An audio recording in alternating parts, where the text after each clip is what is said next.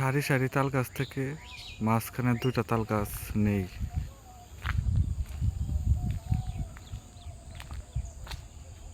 মানুষের জীবনটাও এরকমই, সবার মাঝ থেকে একদিন হারিয়ে যেতে হবে। পৃথিবীটা যা আছে তাই থাকবে, শুধু আমরা একদিন থাকবো না। আমার চারপাশে আছে বিস্তীর্ণ মাঠ, চতুর্দিকেই মাঠ। আমি একটু দেখানোর চেষ্টা করি।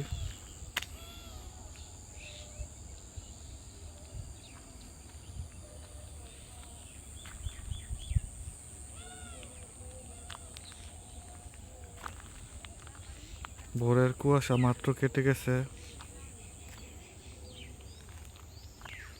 রোদ জলমলে পরিবেশ। আমি সঠিক এই জায়গাটার লোকেশন আসলে জানি না। আমার কাছে মনে হয় আমি প্রায় 15 থেকে 20 কিলোমিটার হেঁটে এই জায়গাটির মধ্যে এসেছি। চাচা, এই জায়গাটার নাম কি? মিয়ারগাঁও। হ্যাঁ,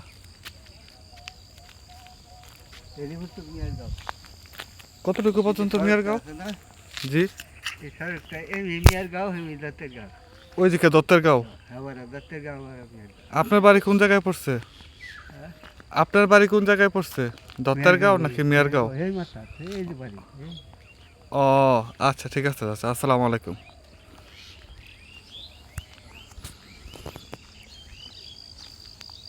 রাস্তার ওই পাশে দত্তের গাঁও, আর আমি দাঁড়িয়ে আছি মিয়ারগাঁও। ফজরের নামাজ পড়ে হাঁটা শুরু করেছি। বনার বাজার পর্যন্তই আমাদের বাড়ি থেকে প্রায় 5 থেকে 6 কিলোমিটারের উপরে।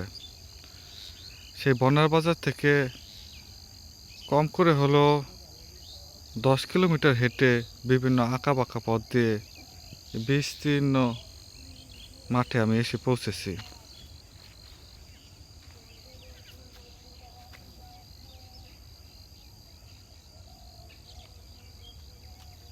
এই ফসলের মাঠটা আসলে এতই বড় যে আপনি এই মাঠের চতুর্দিকেই আসলে দৃষ্টি সীমাহীন পর্যন্ত শুধু মাটি।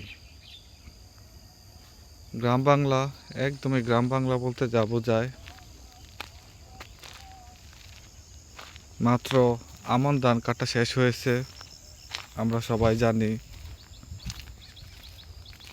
পৌষ মাসের আজকে 1-2 তারিখ হবে সম্ভবত। পিঠাপুলির উৎসব এই গ্রাম বাংলায়